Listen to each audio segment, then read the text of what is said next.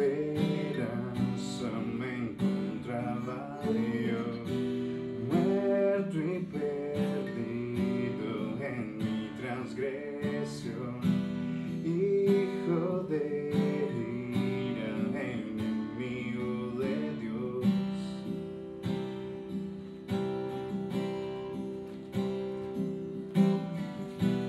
Mi corazón tu gloria rechazo, endurecido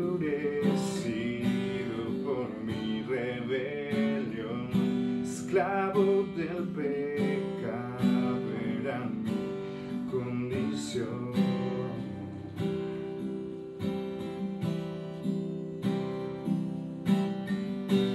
Mas Dios muestra su amor para mí, en que envió a su Hijo al morir en la cruz. Su sangre limpió mi maldad.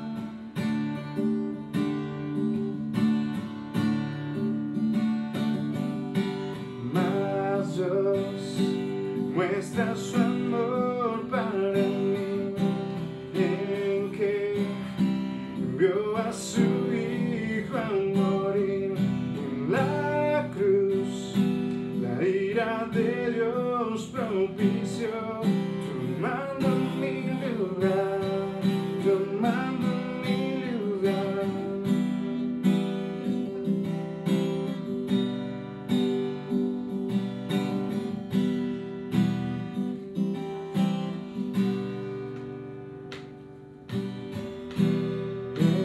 Las tinieblas ciego anduve yo, en mi oscuridad rumbo a la destrucción, lejos de Cristo, separado de Dios.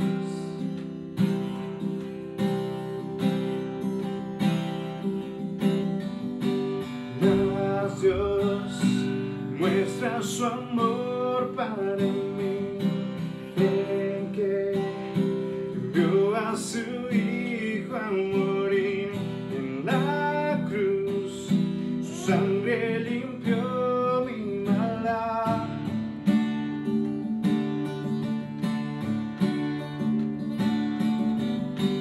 Mas Dios muestra su amor para mí, en que envió a su Hijo a morir en la cruz.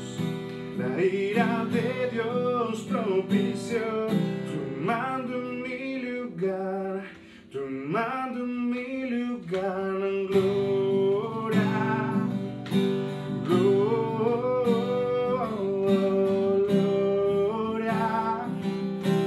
gloria.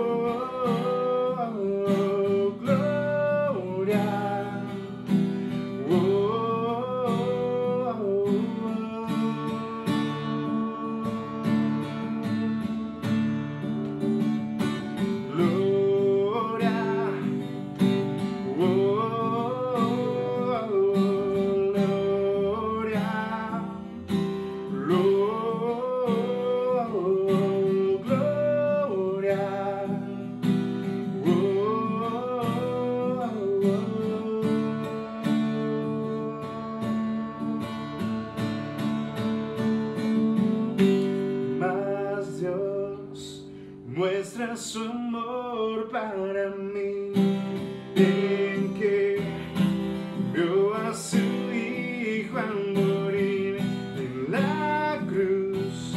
Su sangre limpió mi maldad.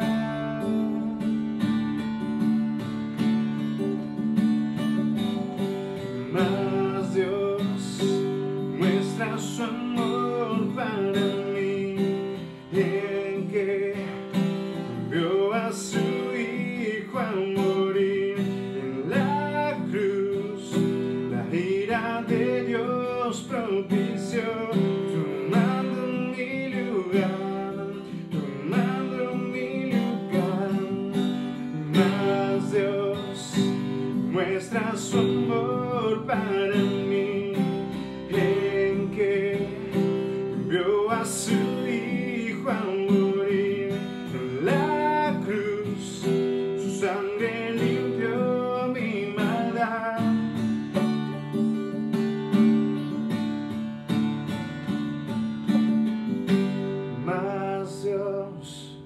muestra su amor para mí, en que envió a su Hijo a morir en la cruz.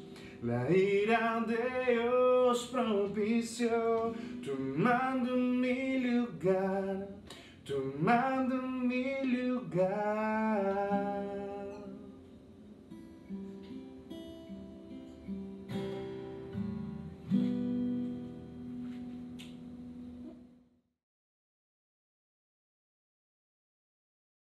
Hola, ¿qué tal? Te saluda Eric Servín, pastor de Horizonte, Ciudad de México. Es un gusto poder saludarte, en donde somos una iglesia de discípulos de Cristo que realmente comunicamos y que queremos también caminar con Cristo y comunicar que Cristo es mejor. Nuestra visión es ser una comunidad de discípulos de Jesucristo que le conocen, que le aman y que se comprometen con su palabra y lo dan a conocer a otros mientras Cristo regresa por nosotros.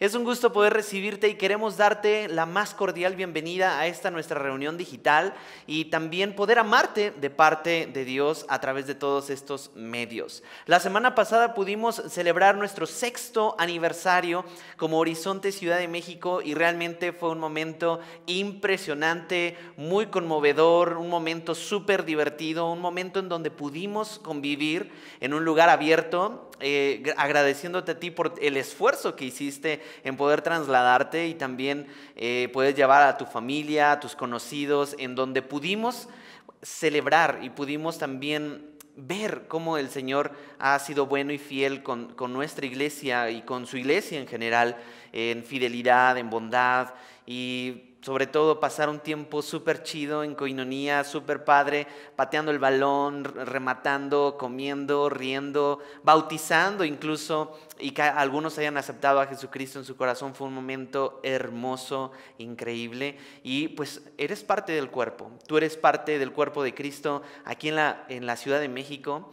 Y bueno, hoy estamos grabando desde la ciudad de Querétaro, aquí en el auditorio de Horizonte Querétaro, en un espacio especial, así que está padrísimo que también podamos utilizar estos recursos para el extendimiento del Evangelio. Muy bien, pues sigamos explorando la palabra de Dios. Hemos empezado en las últimas semanas una serie que está titulada La magnitud del Evangelio, y eso lo hemos estado viendo en la carta de Pablo a los Romanos. El día de hoy vamos a estar viendo muy puntualmente el capítulo 1, versículo 18. Las semanas pasadas ya estuvimos viendo los primeros versículos que fueron de mucha bendición, tanto la introducción de Pablo a los romanos como la carta en general, el propósito que habla acerca de la justicia de Dios, que habla acerca de la injusticia de los hombres, y como esta carta dirigida a personas que nunca había conocido, nunca había visto, mejor dicho, en persona. Recuerda que antes, en el siglo I, no había videollamadas, Facebook, Instagram y todas esas cosas que hoy tenemos para poder mejorar la comunicación. Entonces, esta carta estaba dirigida a los romanos. Ya cuando Pablo, si recordamos un poquito el contexto, ya tenía más de 20 años en el ministerio. Ya era, como dicen algunos, un viejo lobo de mar, ya era un tigre con muchas rayas, ya había agarrado kilometraje, ya había sido perseguido, ya había sido apedreado incluso hasta morir, bueno, casi a morir, a punto de morir. Ya había tenido a su discípulo y había tenido muchos viajes misioneros. Entonces vamos a seguir explorando lo que Dios quiere decir para nosotros el día de hoy, en esta mañana. El mensaje es la ira de Dios. El mensaje de hoy es la ira de Dios. Así que acompáñame en tu Biblia. Recuerda que estamos migrando a la Nueva Biblia de las Américas. Estábamos antes en la NTV, ahora estamos ya migrando a la Biblia de las Américas. Así que acompáñame en Romanos capítulo 1, versículo 18. Es un versículo nada más y dice de la siguiente manera. Va a aparecer en tu pantalla. Porque la ira de Dios se revela desde el cielo contra toda impiedad e injusticia de los hombres, que con injusticia restringen la verdad. Vamos a orar. Amado Padre, gracias porque en ti podemos tener un panorama completo en la Biblia y a través de esta carta, Señor, impresionante, magnífica, Señor, tú nos has hablado en los últimos 17 versículos o en los primeros 17 versículos, Señor. Y háblanos también a través de este tema, de este elemento, cualidad de tu carácter que poco se habla, Señor, pero que es totalmente real, tu santa ira. Señor, te pido por favor, a través de tu Espíritu Santo, que traiga a nuestro corazón, a nuestra mente, una reflexión, a nuestra alma, un pensamiento de temor reverente frente a la magnitud de la ira de tu persona, de tu ser, Señor. Salva a aquellos de la ira venidera. Y también, Señor, a aquellos que estamos en Cristo Jesús, ayúdanos a no pisotear la gracia y a no tenerla por vacía o por poca cosa, porque fuimos salvados con la preciosa sangre de Cristo. Así que haz tu obra a través de tu siervo, haz tu obra a través de tu palabra, Señor. Y háblales a mis hermanos que están sentados del otro lado de la pantalla, Señor. Si están en el sofá, si están en el comedor, en su habitación, Señor, desde su celular, etcétera, o en cualquier otro momento, háblales. Y que sea tu Espíritu Santo, Señor, trayéndoles de tu plenitud, trayéndoles, Señor, de tu presencia, en el nombre de Jesús. Amén. Muy bien, pues Romanos capítulo 1, versículo 18 es el tema que vamos a estar viendo. Y ya estuvimos leyendo los versículos anteriores que fueron de mucha confrontación, de ánimo incluso también.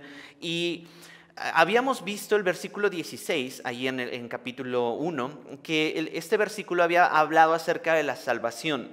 Y citando el versículo 16 dice, porque no me avergüenzo del Evangelio, y creo que en nuestro rebaño, en nuestra iglesia, allá en la Ciudad de México, creo que ninguno de nosotros nos avergonzamos del Evangelio. Por lo menos esa es la lectura que como pastor tengo de nuestra congregación. Creo que la cuestión de la vergüenza del Evangelio no es a causa de nosotros por el momento, pero es importante mencionar que esa valentía que podemos tener de predicar y de enseñar y de amar a otras personas deriva del mismo poder de Jesucristo en nosotros. Y dice ahí mismo en el versículo 16, pues es el poder de Dios para la salvación de todo el que cree. Y hemos hablado una y otra vez y lo seguiremos hablando de que la salvación es importante, pero ¿salvación de qué? Si tú nos estás escuchando por primera vez en redes sociales, en YouTube, en Facebook o en cualquier otra de nuestras plataformas, ¿la salvación de qué? Porque hoy muchos de pensamiento postmodernista podemos llegar a creernos de que pues soy buena persona, soy un buen religioso, pues no soy un asesino o vendedor de droga o algo así, pero la salvación incluso es algo que necesitamos hablar en las iglesias y que se está perdiendo mucho y está cayendo mucho en una cuestión simplemente de motivación. La cuestión motivacional tiene su momento, como lo tuvimos la semana pasada en nuestro aniversario. Pero aquí queremos hablar de la salvación, algo que es más crítico que una pandemia o que el COVID o que la muerte por ya no poder respirar a causa de todas estas complicaciones que tiene el COVID-19, que definitivamente ha golpeado súper duro nuestra ciudad, ha golpeado muy fuerte nuestro país, el mundo entero, la salud de muchos de nosotros, pero la cuestión aquí es de que hay algo muchísimo que es superior a esta pandemia, a esta crisis. Y la salvación tiene que estar muy clara. Un comentarista menciona, a menos que haya algo de lo que salvarse, no tiene sentido hablar de salvación. Repito, parafraseando. Tiene que haber algo de qué salvarnos para que exista la salvación, porque si no, entonces, pues podemos seguir viviendo, comiendo, bebiendo y haciendo cualquier otra cosa, pues al cabo moriremos y no va a pasar absolutamente nada, podemos reencarnar o cualquiera de esas cosas, que la Biblia no habla nada de eso. Pero a menos que no conozcas la amargura de la ira de Dios, el Evangelio no te sabrá dulce.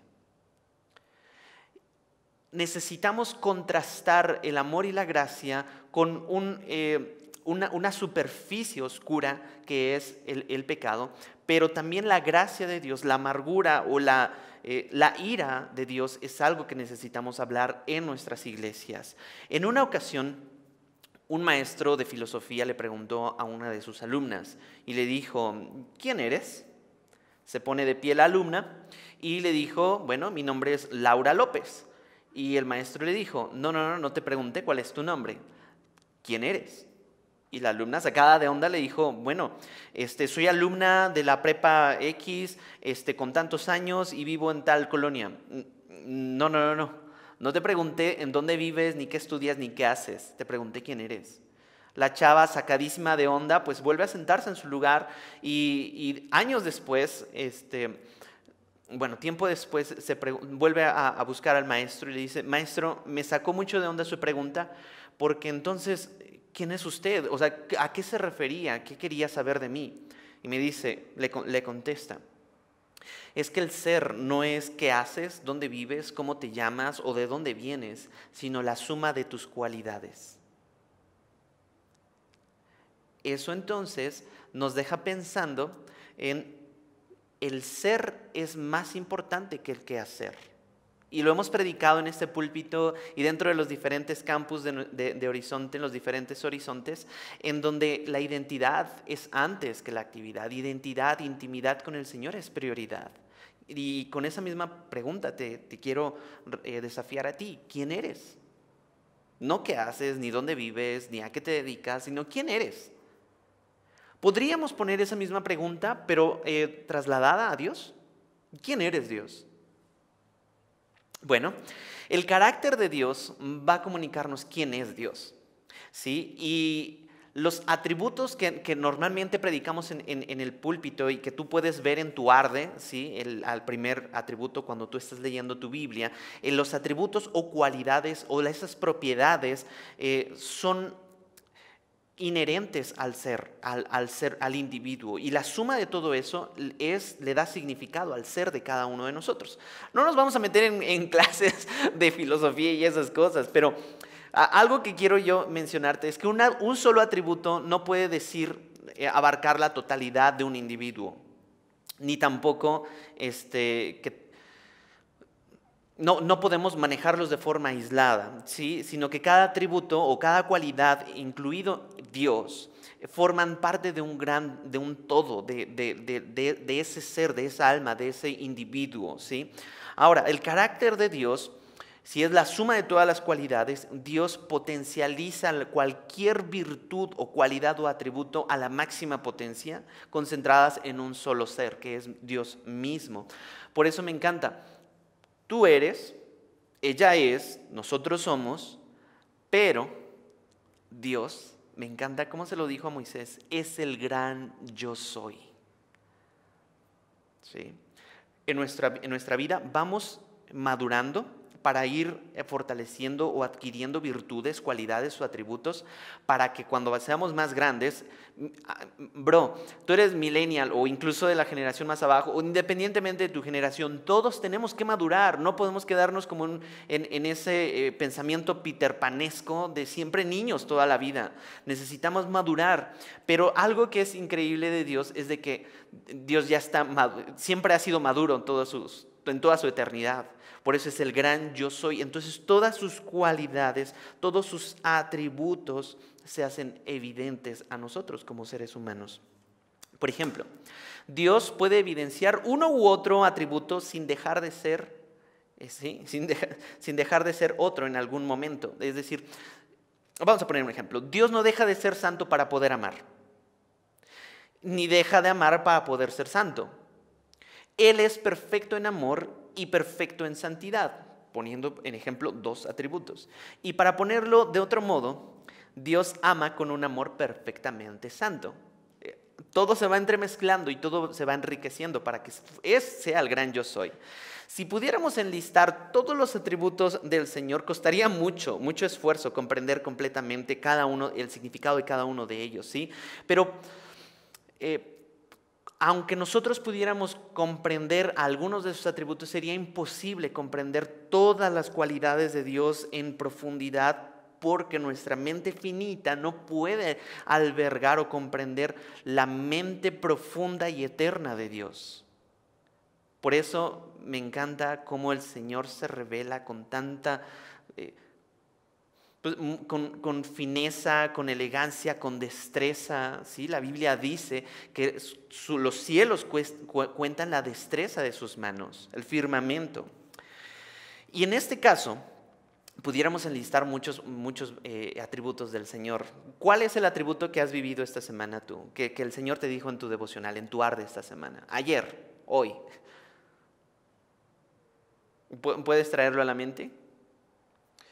Muchos preferirían que solo habláramos en nuestras iglesias de amor y de gracia, ¿sí? Y muchas iglesias han caído también en esa tendencia. Pero si solo predicamos amor y gracia, estamos perdiendo valor. No tendría sentido hablar de simplemente amor y de gracia si no son contrastados con este atributo del Señor, que es la ferviente ira de Dios.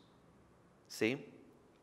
Hablemos de este atributo no muy popularmente en las iglesias, y especialmente en las iglesias modernas. La ira de Dios, la santa ira de Dios, la soberana ira de Dios, la ferviente enojo del Señor. Y tú podrías decir con cara de, ¿qué es eso? ¿Cómo concebimos a un Dios bueno con un Dios airado? Bueno, primeramente, aquí en Romanos 1, 18 dice que la ira de Dios, ¿sí? Y la palabra ira es de esta palabra griega, orgé, que significa, puede traducirse también como ira, obviamente, cólera, ¿sí? Furia o castigo. Wow, normalmente la palabra ira, nosotros la pensamos con una connotación negativa. Y normalmente crecemos con eso, ¿no? El que se enoja pierde, ¿no? O dichos como tiene fuerte carácter o es de carácter fuerte. No, es que al contrario, tiene un carácter débil y se deja dominar por la ira, ¿sí? Y en otras palabras, esta palabra de orgé, de la ira de Dios, da un sentido como ir preparándose para descargar. ¿Sí? Los que son más tecnológicos entienden más o menos este ejemplo.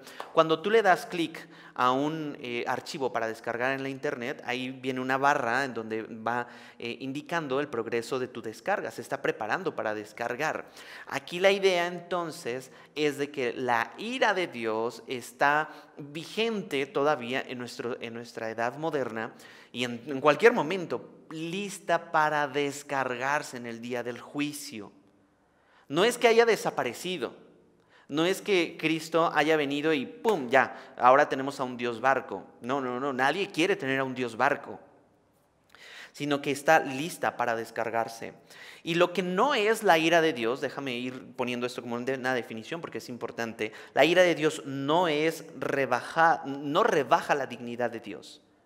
Hablar de la ira de Dios no rebaja la dignidad, porque unos dicen, no, ¿cómo vamos a hablar de la ira? Eso es como una cualidad negativa de Dios que no deberíamos de predicar tanto en las iglesias. No, al contrario, es una cualidad de Dios que es santa y que no rebaja para nada la dignidad de su presencia, de su ser, de su carácter. Tampoco la ira de Dios no es la pérdida de control ni un estallido emocional como nosotros lo tenemos. ¿Sí? Yo me pensaba súper paciente antes de casarme y súper tolerante, ya sabes, y lento para la ira. Yo dije, bueno, si de algo tengo que jactarme, yo creo que soy como Dios, así, lento para la ira y no me enojo con todos y era como súper hippie y buena vibra y ya sabes, como muy alivianado el cuate. Pero ya cuando uno se enfrenta a la realidad, mi amigo, mi bro, cuando tienes personas más 24/7 en tus mejores y en tus peores momentos, ¿sí? y pecan en contra de tu reinito, entonces ahí sale todo el cobre que llevas dentro, o sea, ya está listo para descargarse. Y lamentablemente en nuestro México, muchos hombres y mujeres también, muchos hombres han descargado esa ira en sus hijos. Esa ira pecaminosa delante de sus hijos o con sus hijos. Y eso genera un concepto turbio y distorsionado cuando hablamos en los púlpitos de la ira del Señor. Porque entonces cuando abrimos este tema, puede abrir algunas heridas de nuestros corazones o del pasado, que definitivamente el Señor ya los perdonó si estamos en Cristo, y si no estás en Cristo, esas heridas también pueden ser sanadas en Cristo Jesús. Lo que sí es la ira de Dios es que la ira de Dios es un justo antagonismo hacia todo lo que es impuro, ¿sí? Otro comentarista dice, lo que sí es la ira de Dios es la santa repulsión del ser santo de Dios contra lo que es contradicción de su santidad. Es decir, muy sencillito, en palabras súper llanas, Dios está irado contra el pecado, ¿sí? Podríamos preguntar, pues, ¿quién hizo enojar a Dios, no? No quién hizo enojar a Dios, sino qué hizo enojar a Dios. Y la ira de Dios es su rechazo absoluto contra el pecado. Menciona el doctor Miguel Núñez. Su ira es su rechazo absoluto contra el pecado. Eso es importante, ¿sí? Deja tú la mamá que lanza el chanclazo volador, deja tú el papá que... Dios realmente tiene una ira que es incomparable a lo que el humano puede llegar a comprender aquí en la tierra. Y Dios está irado con el pecado que contamina, que intoxica, que separa y destruye la relación de su creación con el Dios, con Él mismo. Por eso Dios está airado con el pecado, ¿sí? En alguna ocasión una mamá me contó, es que no estoy súper enojada, estoy bien estresada y me frustra y me estresa, entonces me entre frustra y me estresa y que mi hijo todo el tiempo esté con el celular o con las pantallas o con los videojuegos. Bueno, ¿y por qué? Pues que ya no puedo convivir con él. Oh.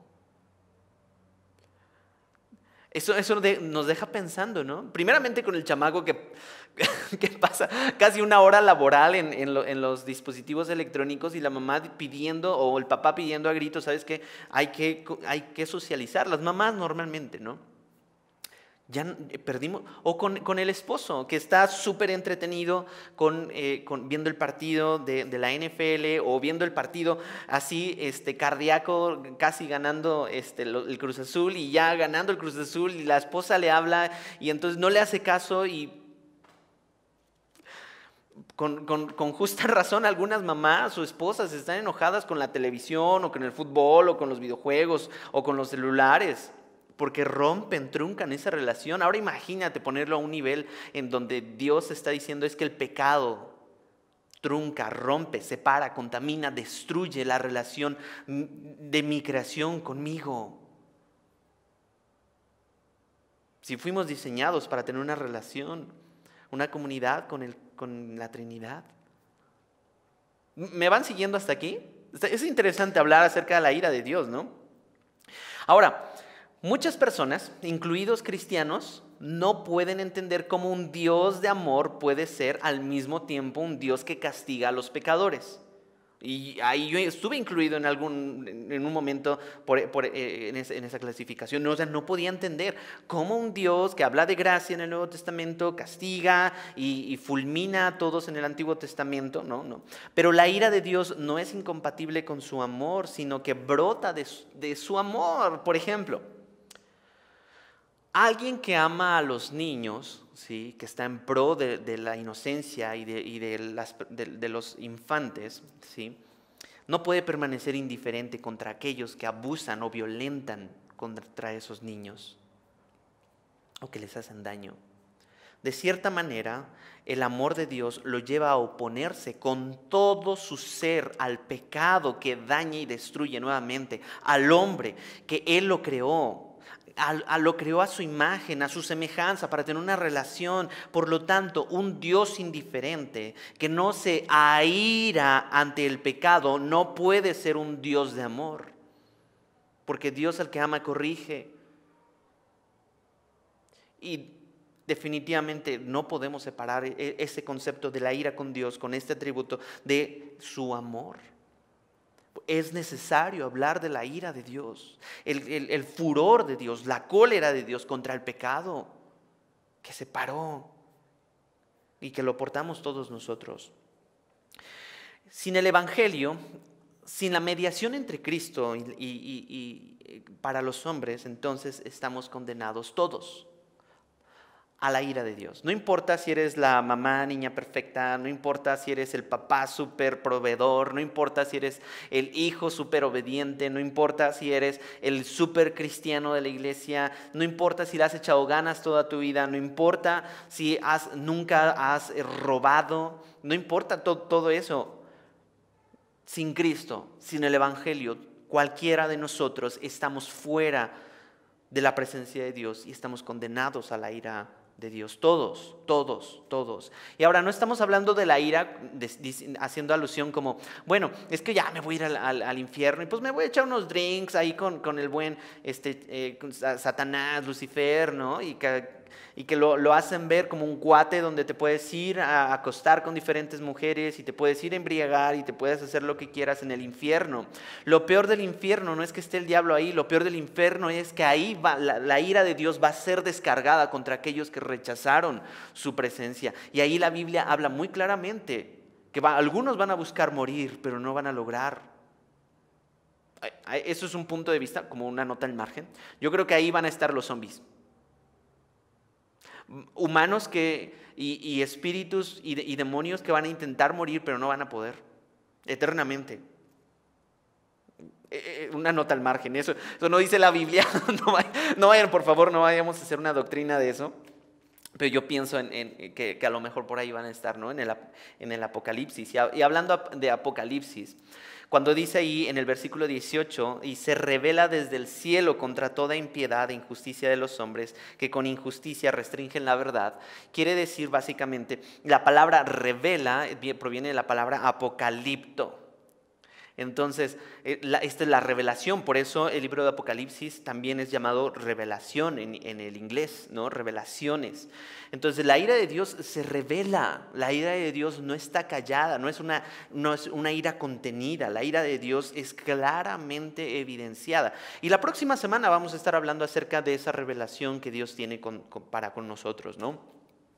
Pero un autor dice lo siguiente: la ira de Dios es la santidad de Dios en acción contra el pecado. Ya lo vimos hace un momentito. Y Dios es fuego consumidor. Acompáñame en tu Biblia en Hebreos 12. Acompáñame, por favor, en tu Biblia. Vamos a buscar Hebreos 12, 29. Checa lo que dice Dios. Hebreos 12, 29. Dice: porque nuestro Dios es fuego consumidor. ¿Recuerda la escena cuando en Toy Story 3, Woody, Buzz y todos están a punto de irse a la fundidora de todo y ya se estaban despidiendo y ya no había otro? Bueno, Dios es fuego consumidor. Es ahí donde toda la humanidad, tarde o temprano, fuera de Cristo, va a estar consumida fundida ahí. Y luego dice: si Dios es fuego consumidor, que siente indignación todos los días. Acompáñame en tu Biblia en Salmos 7:9. Salmo 7:9. Dice así. Salmos 7, versículo 9.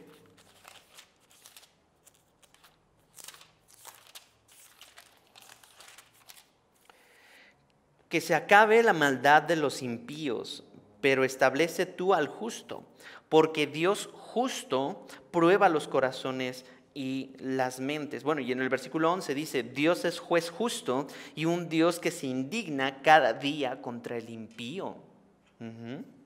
Luego Salmo 45, ahí más adelante, Salmo 45.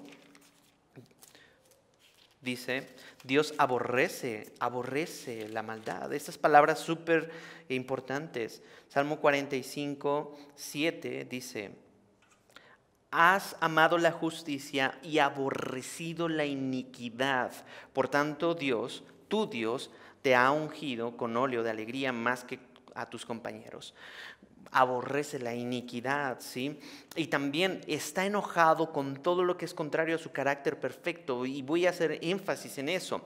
Él, por lo tanto, destruirá. Salmos 5:6, regrésate tantito, Salmos 5:6 dice: destruyes a los que hablan falsedad. El Señor aborrece al hombre sanguinario y engañador. Dios no es un Dios barco, por favor. No es alguien que simplemente está diciendo, no pasa nada, soy de palo y no escucho. No. Dios aborrece y destruirá, destruye, ¿sí?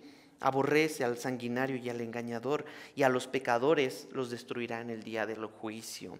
Cristo, y esto es impresionante, aquí está lo glorioso, aquí es donde el diamante brilla. En medio de este panorama oscuro, aquí es donde la luz de Cristo, el diamante del Evangelio, va a brillar.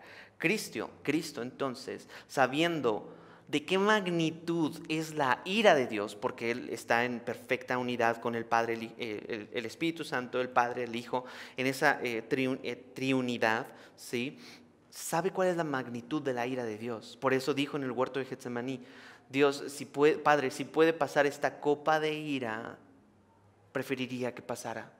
O sea, que yo no la tomara, no la bebiera, ¿sí? En forma simbólica. Pero tarde o temprano, literalmente, la iba a sufrir en la cruz del Calvario. Ahora, si Él sabía, o sea, yo sé cómo mi papá se enoja, Él se puso en la cruz del Calvario para que cayera toda la ira divina en su persona. No hay necesidad de la cruz, ni mucho menos de la salvación de almas perdidas, sin la ira de Dios derramada en Cristo Jesús. ¿De qué se salvan los pecadores si no hay ira de Dios? Solo cuando reconocemos la realidad del furor de Dios en contra del pecado, ¿sí? En contra del pecado, contra aquellos que merecen juicio, encontramos que la cruz es una noticia gloriosa, asombrosa, magnífica. El apóstol Pablo, ¿sí? En múltiples lecturas, advierte acerca de la ira contra los incrédulos, ¿sí? Primeramente, que Dios expresa su ira, ¿sí? En Romanos 3:5. Acompáñame también para allá, porque eso es importante que tú lo puedas palpar en tu Biblia. Romanos 3:5 dice: pero si nuestra injusticia hace resaltar la justicia de Dios, ¿qué diremos? ¿Acaso es injusto el Dios que expresa su ira? ¿Dios es injusto expresando su ira? ¿Dios se aira injustamente? Hablo en términos humanos. Dios no comete ninguna injusticia expresando su ira contra el pecado y castigando a aquellos que practican el pecado. Y declara Pablo también en otras cartas que solo Jesús puede librarnos de la ira venidera. Primera de Tesalonicenses 1:10, ese es de esos versículos así súper chiquitos que a veces pasan por alto, pero que deberías de tenerlos marcadísimos, ¿sí? Primera de Tesalonicenses 1:10.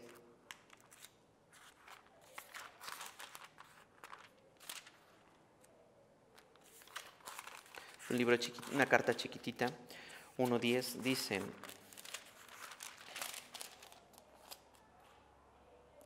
y esperar de los cielos a su Hijo, al cual resucitó de entre los muertos, es decir, a Jesús, quien nos libra de la ira venidera. ¿Sí? Cuando llegue el día del juicio, si tú has estado en un tribunal, yo nunca he estado en un tribunal delante de un juez, pero cuando estemos en el tribunal delante del gran juez, la ira venidera no vamos a ser salvados porque construyamos un barco, no vamos a ser salvados porque demos una lana, no vamos a ser salvados porque seamos buenas personas.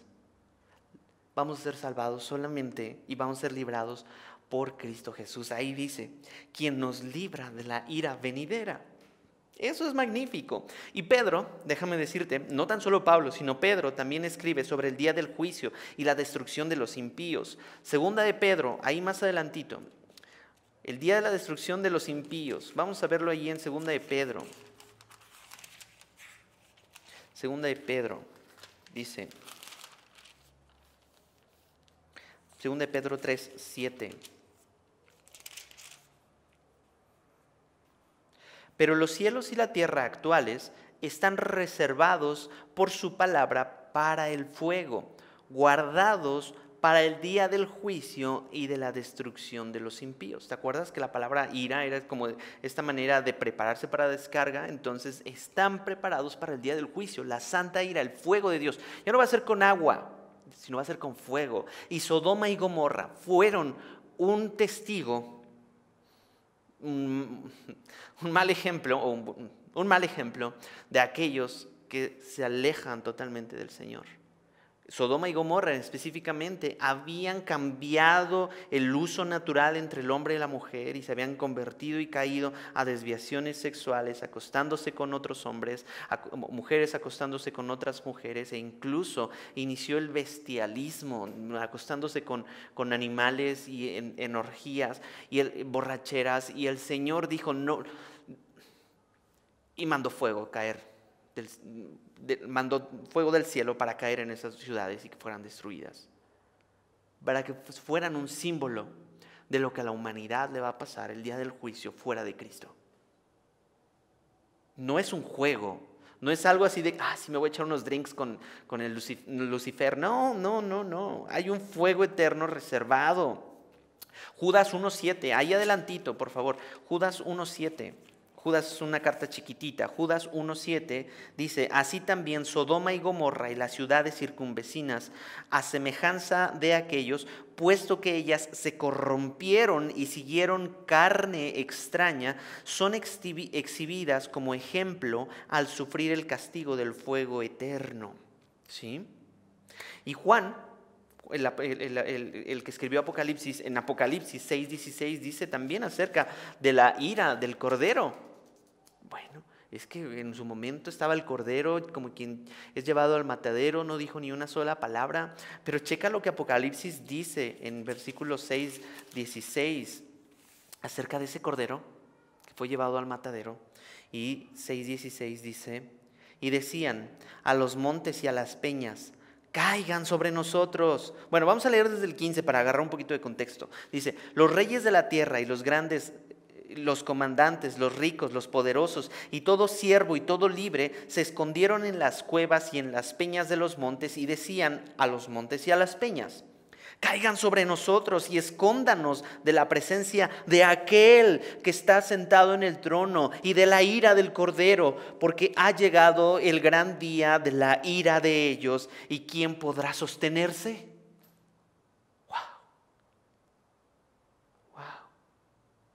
Ese Cordero. Claramente los escritores del Nuevo Testamento reconocieron la necesidad de predicar de la ira del Señor. Cuando alguien no está en Cristo, toda la soberana y ardiente ira de Dios caerá inminentemente sobre él. ¿Sí? Para ir terminando, quiero poner un pequeño ejemplo para que tú puedas ver, súper sencillo y al mismo tiempo pues como una comparativa, ¿no? Para los que son de mi generación, quiero ponerles este ejemplo. Si tú viste Dragon Ball, ¿sí? Cuando estaban los Namekusei, perdón, el hermano de Goku y Nappa llegaron y después estaban peleando con Piccolo antes de que llegara Goku, ¿sí? Si no sabes nada de qué significa eso, no pasa nada. Ahorita pongo otro ejemplo. Pero ¿te acuerdas de la escena cuando ya Piccolo está peleando con Nappa y Gohan se enoja y también lo arremete, y entonces Nappa se enoja y lanza un gran poder contra Gohan, y entonces Piccolo llega a la escena y estira los brazos y recibe toda la furia de Nappa y Gohan estaba atrás de él?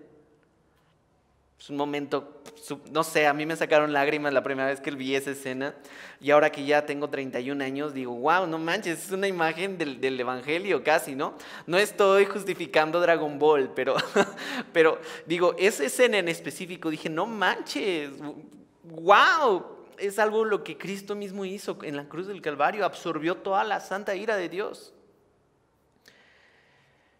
Y bueno, pues déjate pongo otro ejemplo. En mi caso, en una historia ya real, ¿no? De uno de mis abuelos tenía ciertas manifestaciones de enojo cuando hacíamos travesuras, cuando íbamos a la casa de los abuelos, y pues había como ese dicho, no vayas a hacer enojar al abuelo porque te va a ir como en feria. Deja tú el chanclazo volador de la mamá.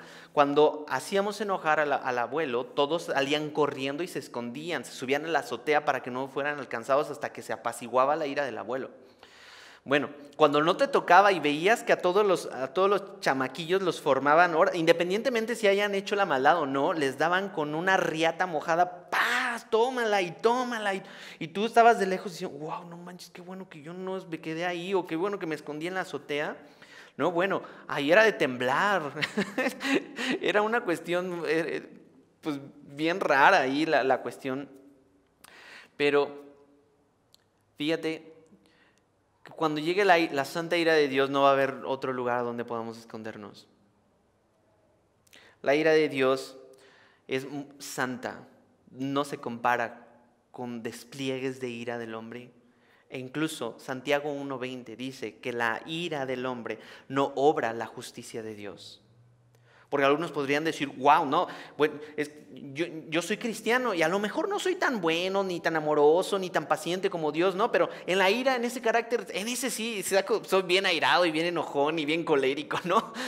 Pero aguas, la ira del hombre no obra la justicia de Dios. La ira que tú y yo podemos llegar a presentar no se compara con nada con la santa ira de Dios. Tú y yo nos descargamos nuestra ira cuando alguien atenta en contra de nuestro reinito. La ira del hombre no obra la justicia de Dios. El chanclazo volador, el barazo de corrección, no obra la justicia de Dios si nosotros arremetemos en contra de nuestros hijos, o volteamos mesas, o le contestamos en contra de nuestros padres, si no es motivada por la santidad de Dios. El único que ha podido airarse sin pecar fue Cristo. Y mis respetos para Jesús. Hubieron muchas personas que lo hicieron enojar, que les tendieron trampas, que lo avergonzaron, que lo crucificaron, que lo abandonaron. Y el único que se enojó santamente y sin pecar fue Jesús. Por eso es mi rey, por eso amo a ese rey, por eso amo a ese maestro joven, a Jesús. Y nos dice, airaos, pero no pequéis. No dejen que la noche se ponga sobre su enojo. No se dejen dominar por eso. Si tú te consideras que eres más parecido a Dios cuando en tus arranques de ira, déjame decirte que no. A menos de que tú no estés enojándote en contra de lo que Dios, de la misma razón por la que Dios se enoja, entonces tu ira no está motivada no es una motivación correcta. Y entonces simplemente estás cayendo en ira pecaminosa. Y la Biblia también es muy clara. Quítense los griterías, los pleitos, las maledicencias, la ira. Quítense de ustedes eso. He conocido a hombres de Dios que se airan, pero no porque atentan en contra de su reino, sino porque con valentía, ¿sí?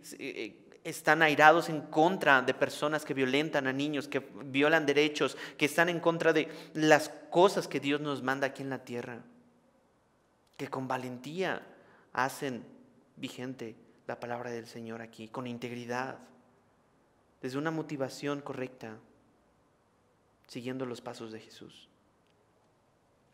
Juan 3:36, ya para ir casi terminando, el que cree en el Hijo tiene vida eterna. Esa es la buena noticia, es lo que predicamos normalmente. Pero el que no obedece al Hijo, ojo, el que no obedece al Hijo no verá la vida, sino que la ira de Dios permanece sobre él. La selección de palabras es bien bonita. El que no obedece al Hijo.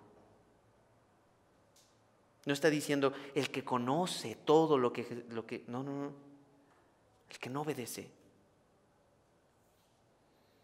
Sino la ira permanece sobre él. Cuando no creías en Dios, cuando no creías en Dios, tenías toda la ira de Dios sobre ti. frustración, miedo, ansiedad, ¿sí? Y eran consecuencias o son consecuencias de tu pecado. Pero cuando creemos, aquí está la invitación, aquí está el llamado.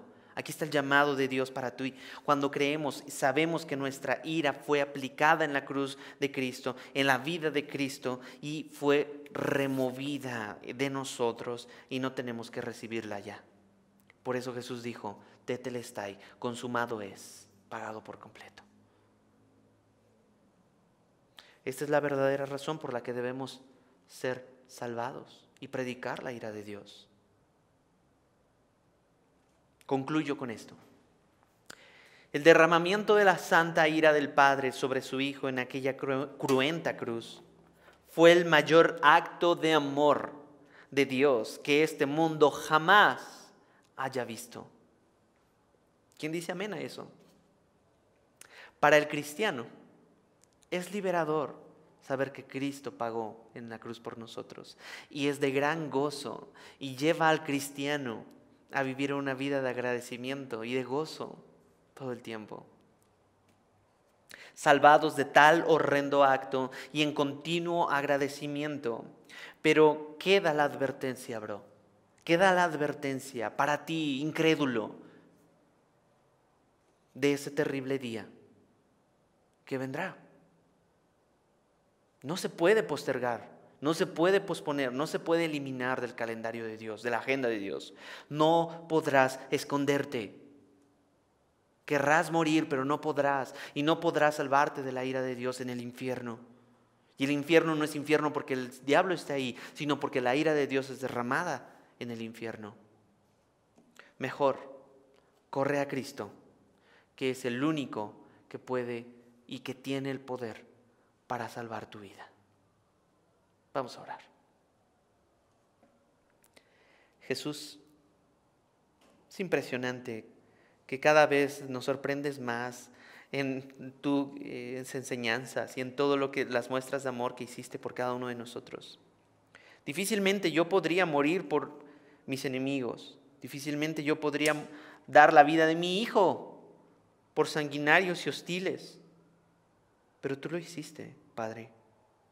Diste la vida de Jesús y todo el chanclazo celestial, Dios, toda la riata mojada celestial y toda la ira cayó sobre Cristo para que Cristo muriera por nosotros y fuéramos salvados. Y es ahí en donde la gracia cobra un sentido bien diferente, Dios. En donde ya puedo decir, ya lo entendí. Eso no lo merecía. Lo que yo merecía, la justicia, era el infierno. Pero la gracia, ese regalo inmerecido de la salvación, ahora la tenemos. Así que guía a mis hermanos, Señor, a que con valentía también podamos seguir predicando todo el mensaje del Evangelio, esta magnitud del Evangelio, Señor, a las personas que tú nos mandes. Y Padre, bendice tu iglesia, bendice Horizonte, Señor. Bendice a cada miembro, bendice tu rebaño, para que podamos con denuedo, con valentía también predicar de tu ira venidera. Para gloria de tu nombre y para magnificar el nombre de Cristo.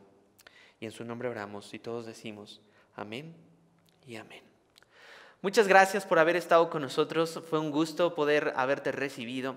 Esperamos verte en las próximas reuniones entre semana de oración los miércoles a las 8 de la noche. También te invitamos el próximo fin de semana, va a ser la reunión de hombres. Si no te has inscrito, creo que todavía quedan algunos lugares para que te puedas inscribir a esta conferencia de hombres que va a estar padrísima. Ahí va a estar tu servidor en esta conferencia en Querétaro.